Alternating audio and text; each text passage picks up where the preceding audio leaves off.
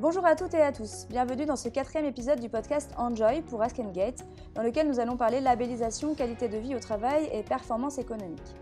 À l'heure où le bien-être en entreprise est venu globalement remplacer la question des RPS, est devenu crucial au point d'en devenir presque une injonction, les labels se multiplient.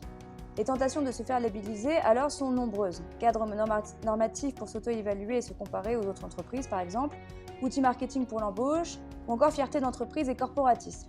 Mais aussi, c'est a priori un outil de performance économique.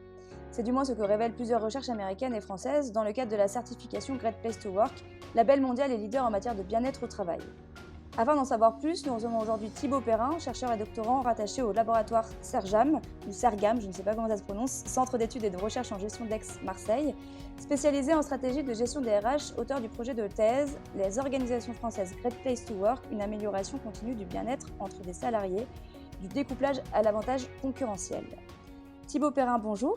Bonjour. Merci beaucoup d'avoir accepté notre invitation aujourd'hui pour parler donc de cette question de labellisation de bien-être et de performance sur lequel vous travaillez.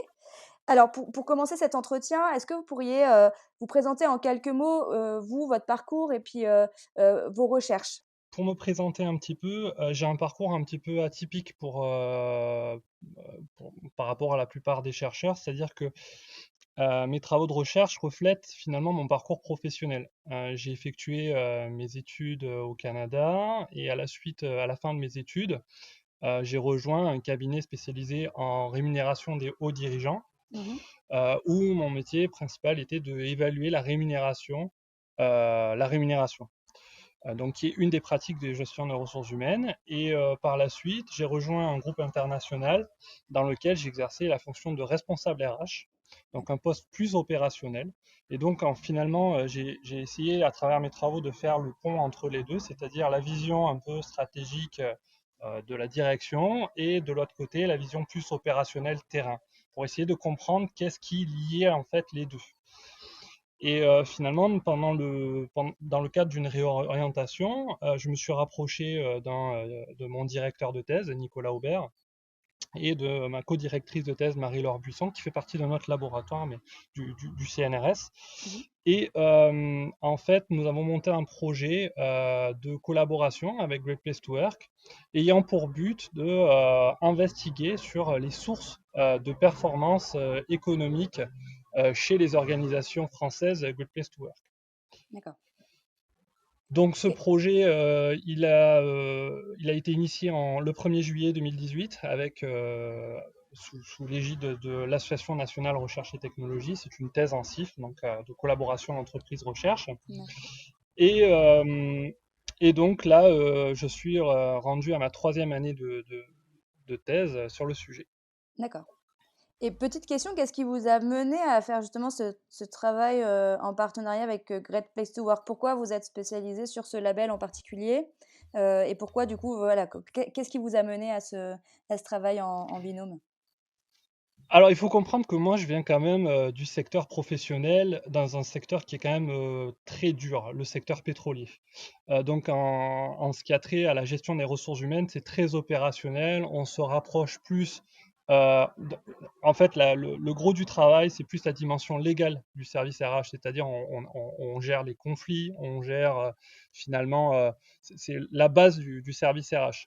La vision un peu stratégique, la vision de développement de la main-d'œuvre, cette dimension-là, moi, je la connaissais peu. Et je dois avouer que le label, pour moi, c'était quelque chose quand même d'un peu, bon, je me disais, ça faisait un peu shiny, quoi. Ça faisait un peu trop brillant pour moi, et j'étais Mmh, très critique à la base. d'accord. Euh, c'est vrai qu'en investiguant finalement dans la recherche, hein, j'ai finalement identifié plus de 60 articles de recherche sur le sujet, et D'accord. je me suis vite rendu compte que Great Place to Work, finalement, c'était quelque chose, une conviction profonde que j'avais, à savoir de vouloir rapprocher la recherche avec le terrain, la partie opérationnelle du gestionnaire. Et donc, Great Place to Work, ce qui est assez intéressant, c'est que depuis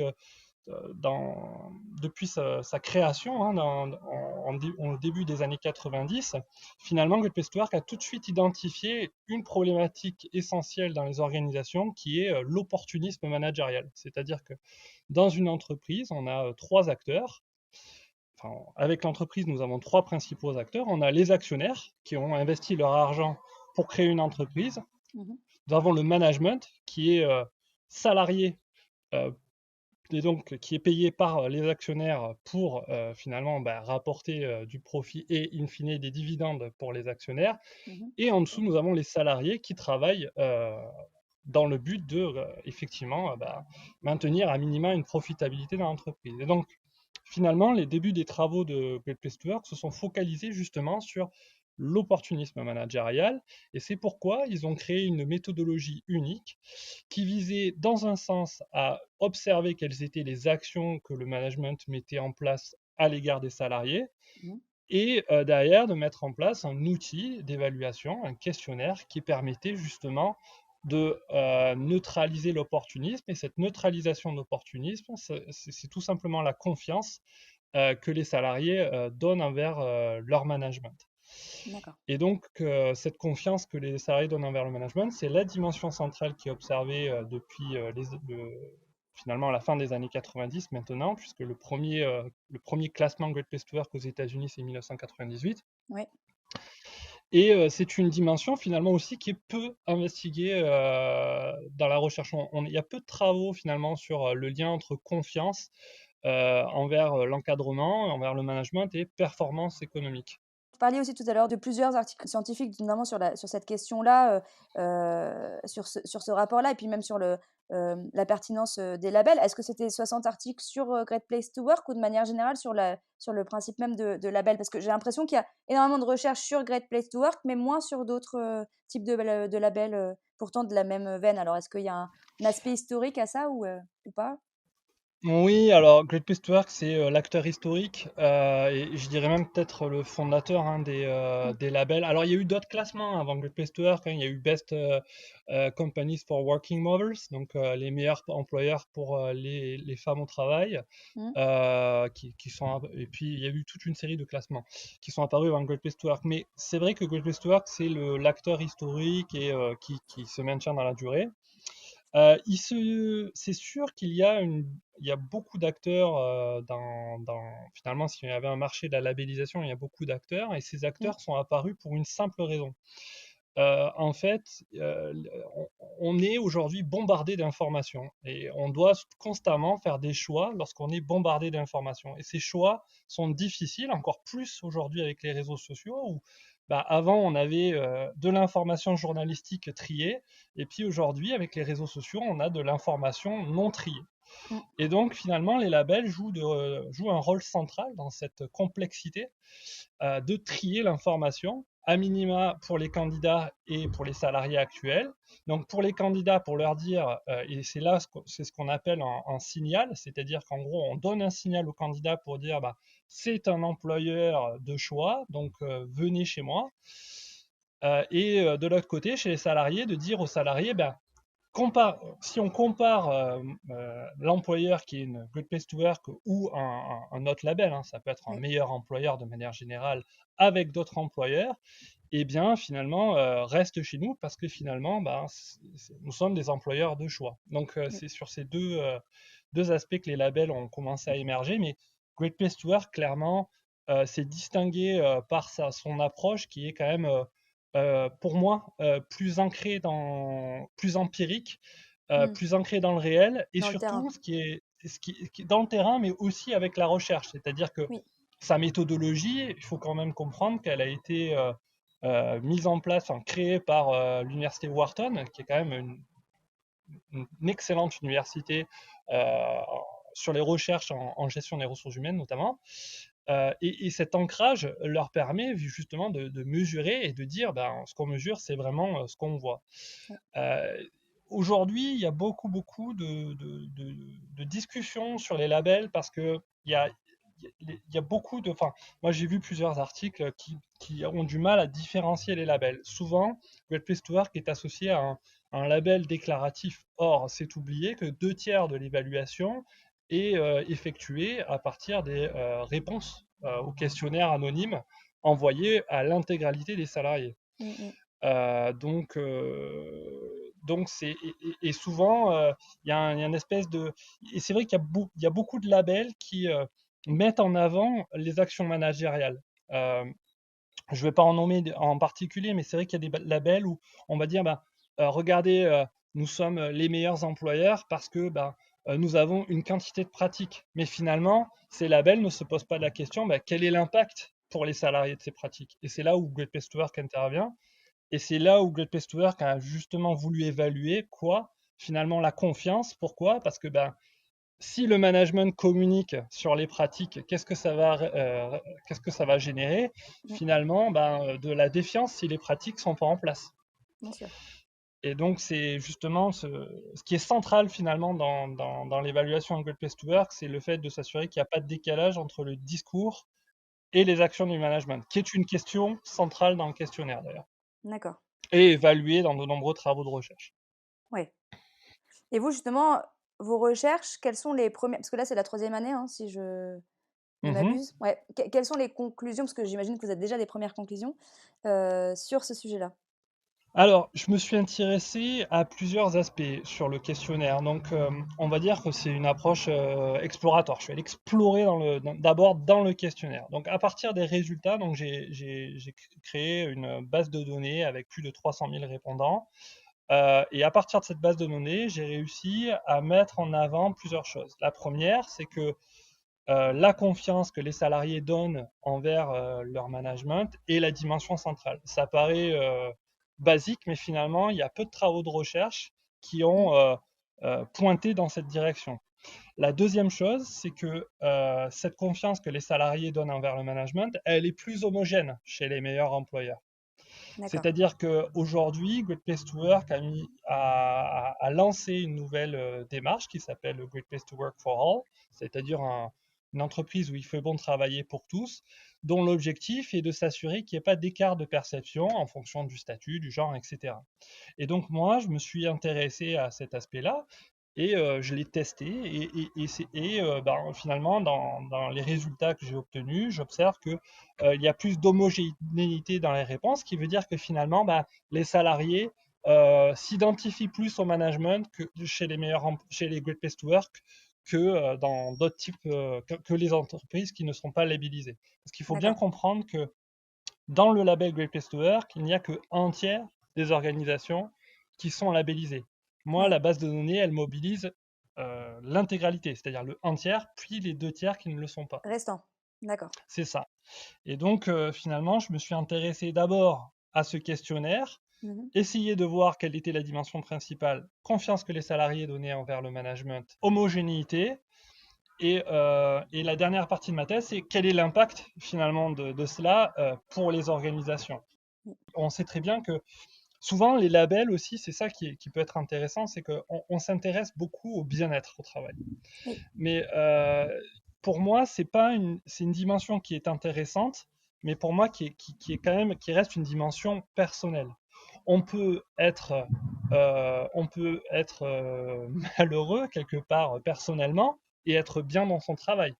Oui. Et si on mesure le bien-être au travail, c'est quelque chose qui pourrait être influencé par son bien-être personnel. Personnel. Moi, Bien ce sûr. qui m'intéresse vraiment, c'est cette partie équilibre. La confiance, c'est Mhm. un équilibre dans lequel un équilibre dans l'échange que les salariés donnent, c'est-à-dire en gros, moi je suis un salarié, je donne mon travail, en contrepartie on me donne un salaire et on me donne aussi d'autres aspects, de l'information, de la formation, plein d'aspects.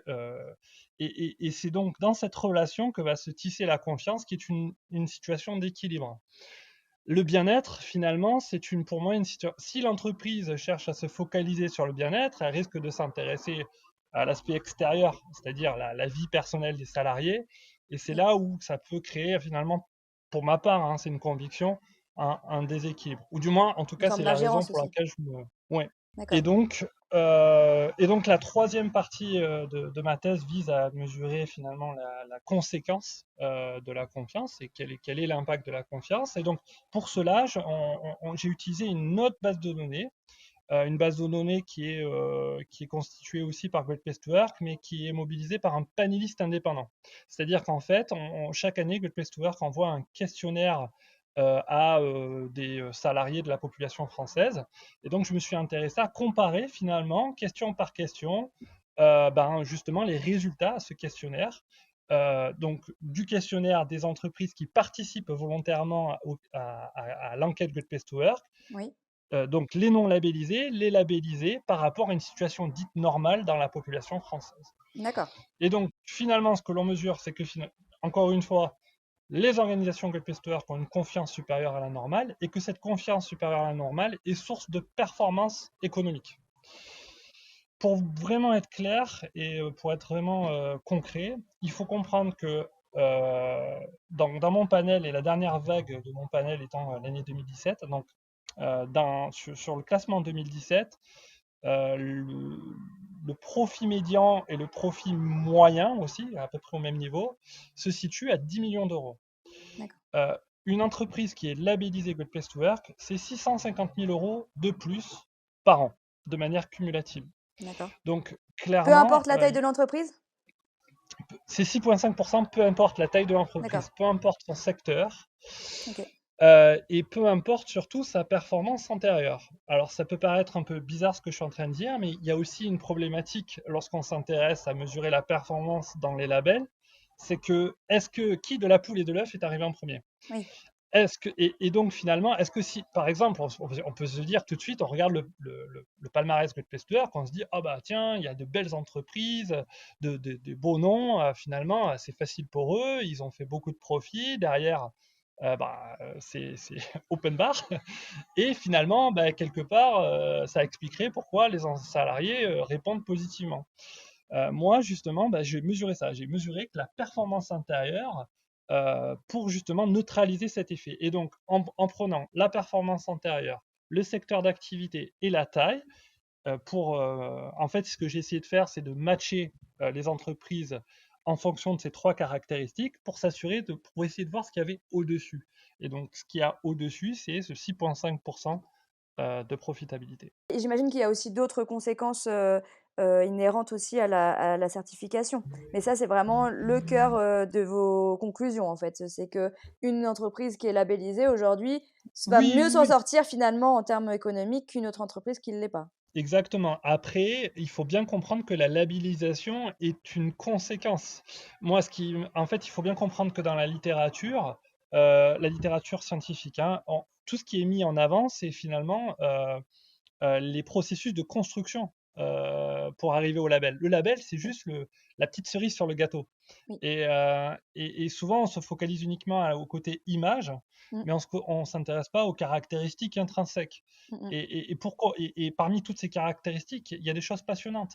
Il y a des travaux qui ont été effectués pour montrer, par exemple, que dans les best workplaces, avaient plus de femmes dans les conseils d'administration que les entreprises qui ne sont pas. Les best workplaces, ce sont les entreprises labellisées Great Place to Work, je voulais le Ok. préciser. Oui, Les entreprises Great Place to Work ont plus souvent des femmes dans leur conseil d'administration.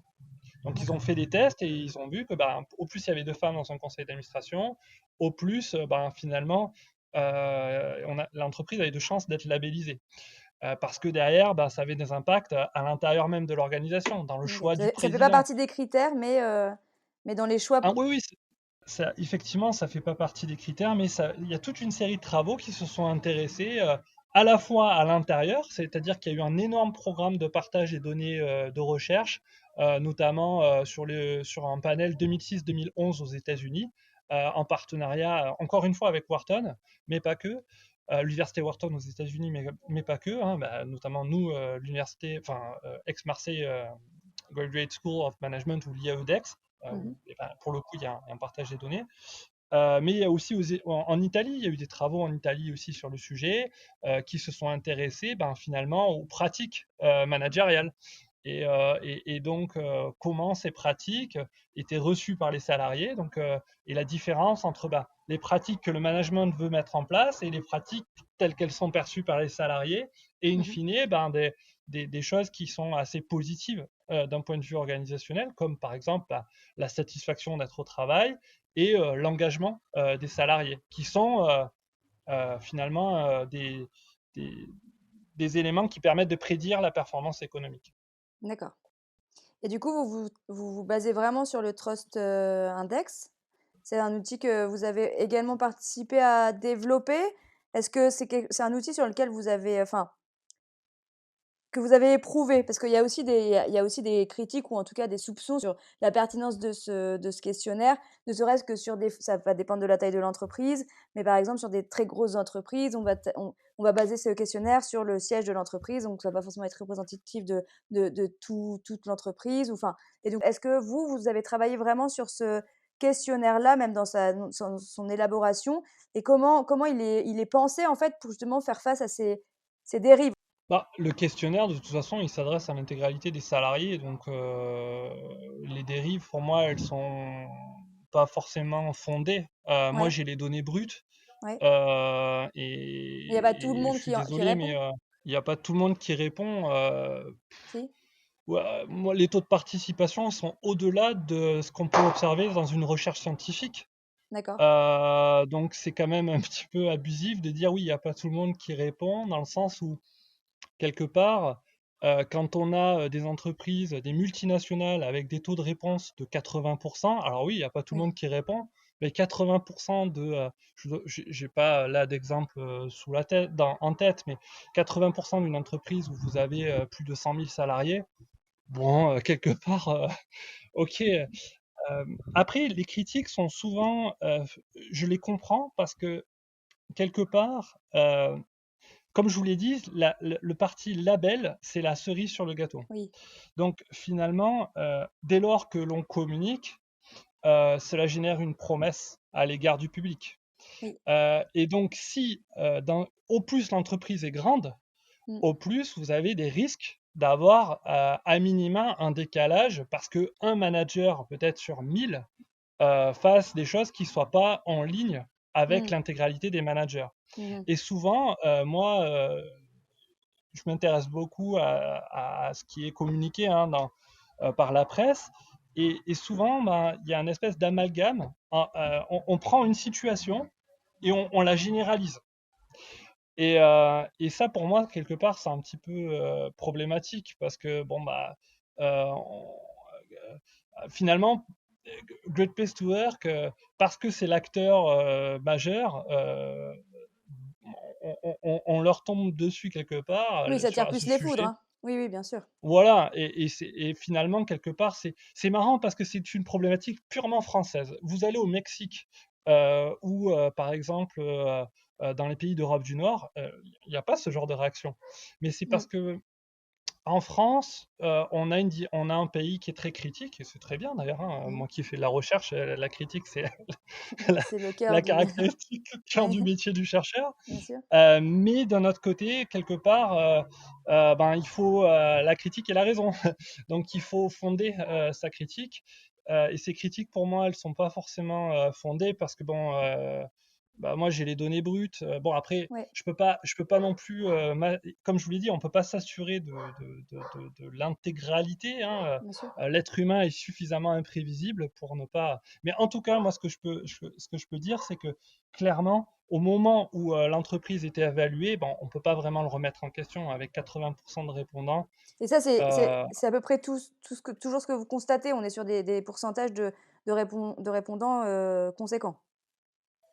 Assez conséquent. J'ai Mmh. pas les, j'ai, bon, je pense, j'ai pas les chiffres sous les yeux, donc Oui, je oui, peux pas de pas souci. vous le dire. Ouais. Mais, mais de mémoire, oui, c'est assez conséquent. Mmh. Euh, et surtout, encore une fois, pour l'avoir justifié dans mes travaux de recherche, Mmh. bon, bah, c'est au-delà de ce qu'on peut observer dans une recherche scientifique. D'accord. Euh, il faut bien comprendre quelque chose. C'est pas les travaux de recherche scientifique de premier niveau. Hein, je parle de travaux, par exemple, effectués par le NBR, le National Bureau of Economic Research, hein, qui est Mmh. quand même qui concerne notamment la Banque centrale américaine. Hein. Oui, Ils font des travaux sur les best workplaces. oui. Euh, les travaux qu'ils font, enfin, clairement, ils mettent en avant que le questionnaire anonyme de Great Place to Work, il y a plus de débat, quoi. Donc, D'accord. bon, à un moment donné, quelque part, je comprends hein, les critiques, mais euh, pour moi, ça serait peut-être bien quand même de reconnaître aussi que Great Place to Work a travaillé fort pour créer ce questionnaire. Faut pas oublier que Robert Levering, qui est un journaliste d'investigation, hein, c'est un petit peu le Élise Lucet des États-Unis des années 80, Mhm. il a quand même travaillé pendant plus de 10 ans à créer ce questionnaire. Ouais. Plus de 3000 entretiens dans les entreprises pour essayer de voir justement les entreprises où il n'y avait pas d'opportunisme managérial.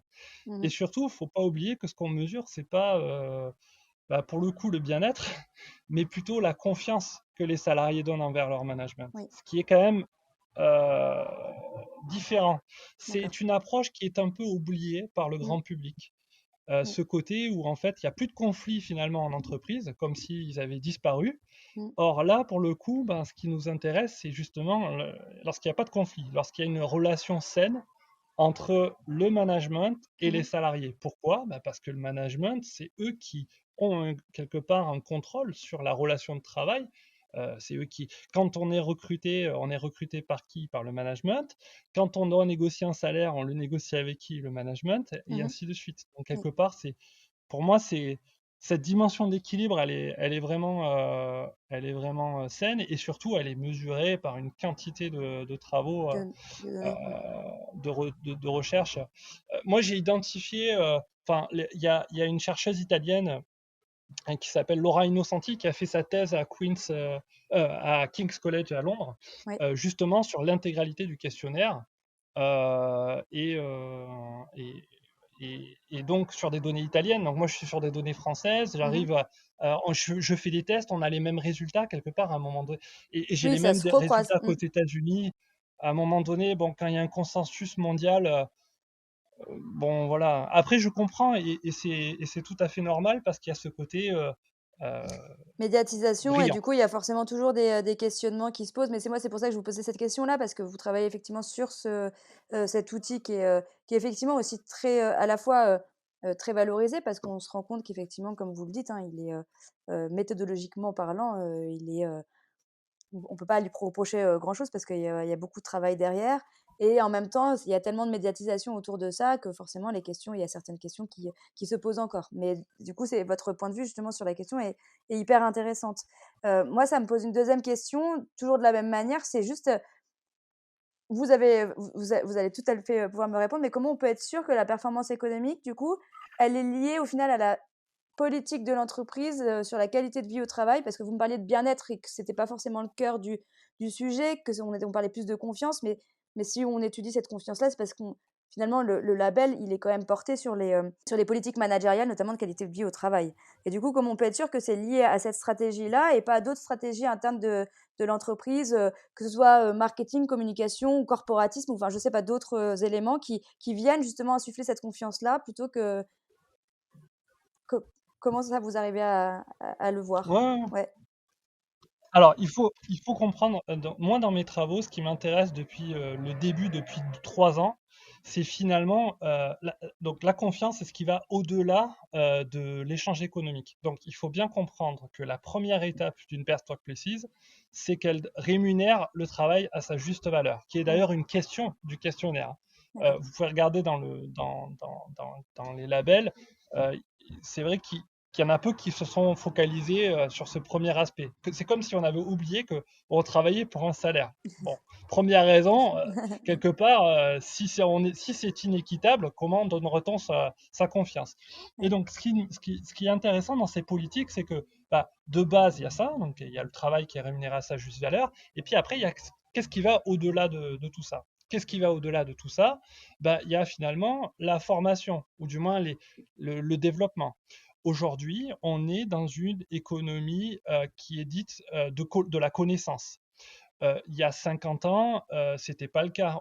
Mais aujourd'hui, on regarde le secteur des technologies de l'information. Si individuellement, on prenait chaque salarié, on sait que dans ce secteur-là, la plupart ont un bac plus 5 à minima. Et donc, finalement, ils ont beaucoup de connaissances à l'intérieur d'eux-mêmes, et que l'entreprise va pouvoir accroître ce niveau de compétence, mais que le salarié, quelque part, si l'ambiance elle est pas très bonne, ou si le salarié n'a pas confiance envers le management, encore une Mmh. fois, eh bien, il va pas vouloir utiliser ses compétences pour améliorer la performance.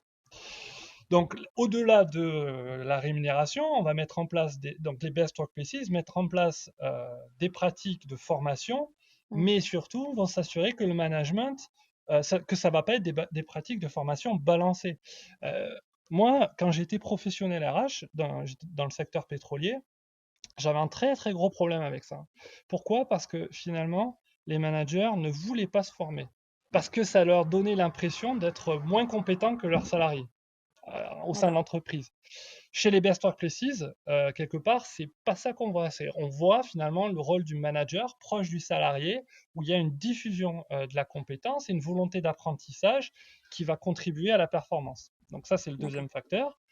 Et le troisième, c'est finalement la reconnaissance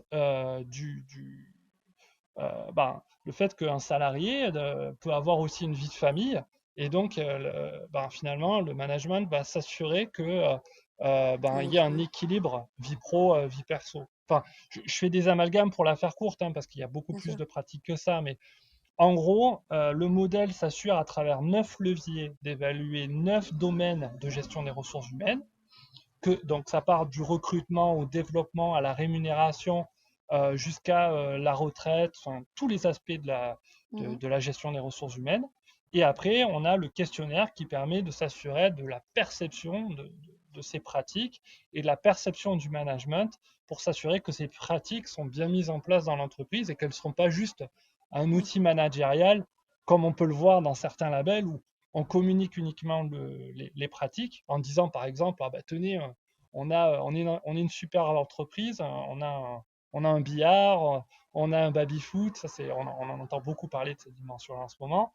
Oui. Parce que finalement, Google, il y a cette image-là de l'entreprise cool, de gamification de l'entreprise. Mais clairement, Great Place to Work, c'est pas ça. Et c'est assez marrant parce que moi, je suis en contact avec des sociologues qui travaillent justement sur une dimension qui s'appelle le convivialisme. Oui. Et ils constatent justement qu'il y a cette dimension-là, où, en tout cas dans la recherche, on voit bien qu'il y a des questionnements par rapport à... il y a des managers qui peut-être pour le coup par opportunisme, auraient tendance à tendre vers ça, Oui. mais clairement, nous, on ne mesure pas ça, on C'est pas mesure ça que vous me... la relation. D'accord. Et juste sur les, quand vous comparez les entreprises et justement sur leur performance, est-ce que vous prenez en compte toutes les entreprises qui sont labellisées, même celles qui vont perdre le label, ou pas? Ou alors est-ce qu'il faut qu'elles aient un certain nombre de labellisations, un certain nombre d'années de labellisation pour rentrer dans le calcul, ou du coup on est sur quelque chose de tout confondu? Alors, c'est pas tout à fait ça. En D'accord. fait, moi, ce qui m'intéresse, c'est le moment où les répondants répondent au questionnaire anonyme. Ok. D'accord. Donc, Oui, d'accord. si vous voulez, en fait, j'y vais par vague. Donc, j'ai 2014, 2015, 2016, 2017. Quatre Mm, vagues mm, mm. différentes. D'accord. Quatre classements différents. Et donc, sur les quatre classements différents, on a de la surperformance, D'accord. une profitabilité supérieure à la normale. D'accord. Supérieure à la normale, c'est supérieur à un panel de plusieurs milliers d'entreprises. D'accord. C'est-à-dire que je prends les entreprises qui ont participé volontairement au classement Great Place to Work. Tiens, il y a aussi autre chose que j'ai oublié de dire, mais je vais développer ce point. Je Mhm. prends le classement Great Place to Work et puis je vais comparer dans ce classement, à partir des caractéristiques de ces entreprises dans le classement, je vais aller chercher des matchs dans une base de données pour dire à taille égale, à performance antérieure et à industrie égale, est-ce que ces entreprises du premier du classement Great Place to Work ont une surperformance? Donc ça a été vraiment, j'ai oublié de le mentionner, la première partie de mes travaux. Mais D'accord. après, quand j'ai commencé à investiguer dans le label, qu'est-ce qui, qu'est-ce qui, de quoi est constitué ce label, c'est là où je me suis intéressé aux résultats du questionnaire anonyme.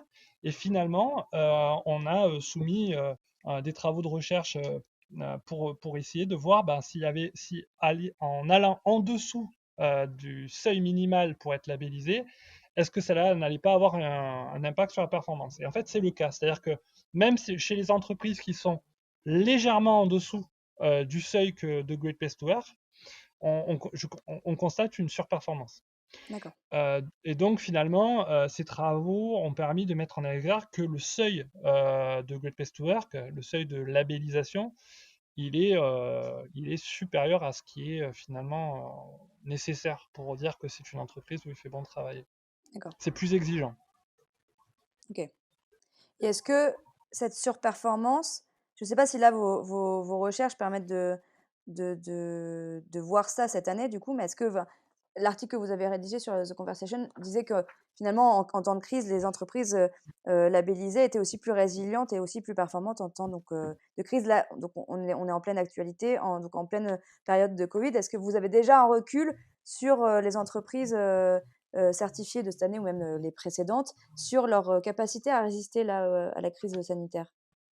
Oui, tout à fait. En fait, on Mm. a testé sur 2010-2011.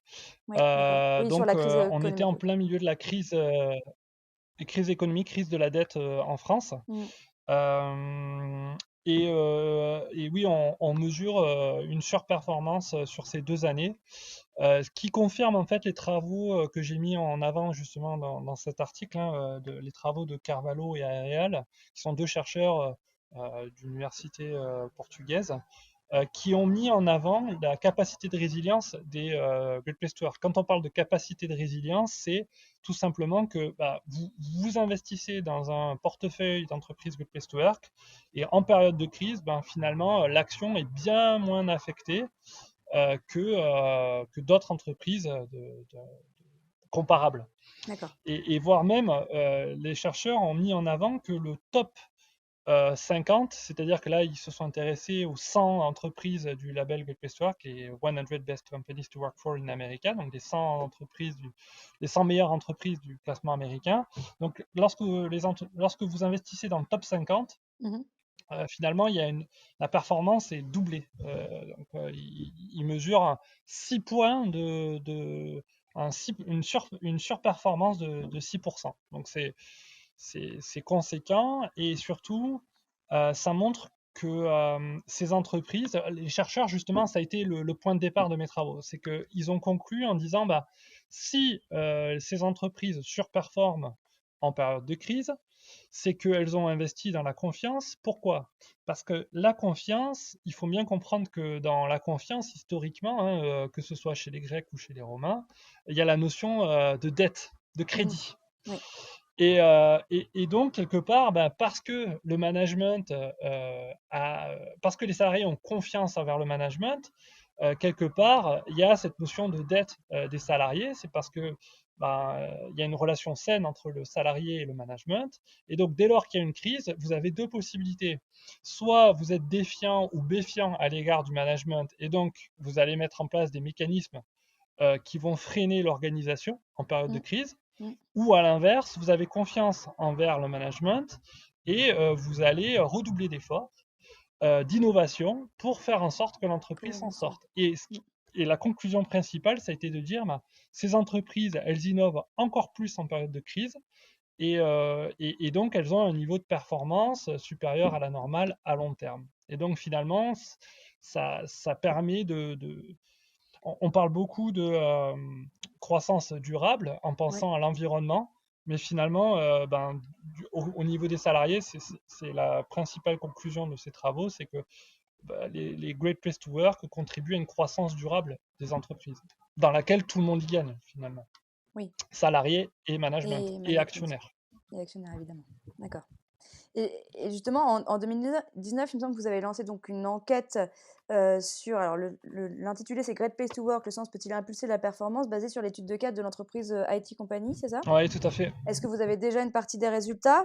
Tout à fait. Alors c'est une étude de cas, donc on est vraiment dans du concret, hein. Donc j'ai pris une entreprise effectivement qui a Mhm. été labellisée à maintes reprises du secteur des technologies de l'information. Et en fait, il y a effectivement au sein de cette entreprise une surperformance par rapport à ses compétiteurs. Et même moi, pour le fun, finalement, je me suis acheté une action de cette entreprise pour essayer de voir D'accord. si finalement les chercheurs se trompaient ou pas. Et donc, à partir de cette, un peu, on en a fait une blague aussi au laboratoire, parce que au laboratoire, on me charriait un petit peu sur cette étude de cas. J'aurais dit, bah, vous savez quoi, je vais acheter une action. Et finalement, bah, je me suis régalé parce que pendant justement la crise du Covid, j'ai battu tout le monde. En fait, on a un département financier et je leur ai Ouais. dit, bah, regardez, avec une action, je vous bats. Donc, quelque part, cette étude de cas, elle est très intéressante parce que c'est une entreprise cotée en bourse. Euh, Ouais. et malheureusement pour moi, hein, j'aurais aimé avoir plus d'entreprises cotées en bourse dans mon panel de lauréats. Et c'est là où c'est unique, c'est que c'est une entreprise cotée en bourse qui a fait le choix de la confiance. Et d'ailleurs, dans sa mission d'entreprise, dans la mission, le mot confiance apparaît.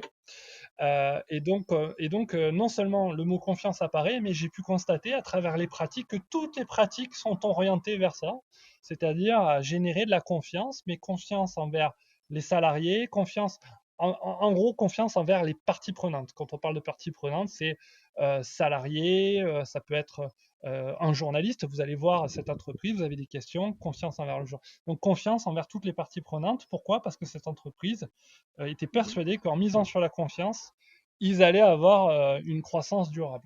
Et pour le coup, ben, ça a été le cas. Ça se vérifie. Tout à fait. Et surtout, ça s'est vérifié parce que on parle beaucoup d'entreprises à mission, et c'est l'article que vous avez mentionné hein, sur la résilience des entreprises en période de crise. Mhm. C'est très bien de mettre en place une mission d'entreprise, mais derrière, il faut avoir aussi les moyens d'évaluer la perception de cette mission d'entreprise. Et en fait, je me suis appuyé sur les travaux d'un groupe de chercheurs américains qui ont publié un article passionnant en 2019, encore une fois à partir des données du questionnaire anonyme de Great Place to Work. Et ils ont créé un D'accord. indicateur de la mission d'entreprise. Et en fait, quand ils ont créé cet indicateur, je suis allé moi dans ma base de données pour essayer de voir l'entreprise qui avait sur cet indicateur, sur ces questions, sur précisément ces six questions ouais, de mémoire, six questions, euh, quelle était l'entreprise qui était le plus élevée sur ces questions? Et de là, j'ai créé mon étude de cas. Et de là, bah, finalement, j'ai investi mon action pour essayer de voir. Et de là, bah, je me suis rendu ça marchait. Donc, bon, je suis pas riche, mais je suis plutôt content. Plutôt satisfait, Voilà. ouais. Bah, du coup, il faut investir davantage. Voilà, enfin, du moins, investir de manière consciente et rationnelle, parce que souvent, on a tendance, on voit Tesla, hein, par exemple, j'ai rien contre Tesla, hein, mais Tesla, le titre explose et c'est complètement irrationnel par rapport à tout simplement les données rationnelles de la réalité de l'entreprise. Hein. Donc c'est effectivement, c'est la principale conclusion de cette étude de cas. Et, D'accord. c'est passionnant hein, parce que finalement, c'est un sujet qui n'est pas nouveau, mais revient dès lors qu'on est en période de crise. Pourquoi? Parce que en période de Oui, crise, le sens revient à chaque fois. On se dit ah, oui. pourquoi je travaille et finalement, les salariés dans les entreprises qui ne se posent pas de questions de pourquoi ils travaillent, c'est des entreprises où la mission est diffusée. Pourquoi? Parce qu'il y a de la confiance dans l'entreprise. Finalement, sens et confiance sont quand même intimement liés Oui, dans l'entreprise. ouais, je pense que vous connaissez la notion de capital social. Oui, Qu'on étudie plus ou moins. Alors, si on a fait un bac économique et social, tout le monde a probablement plus ou moins abordé la notion.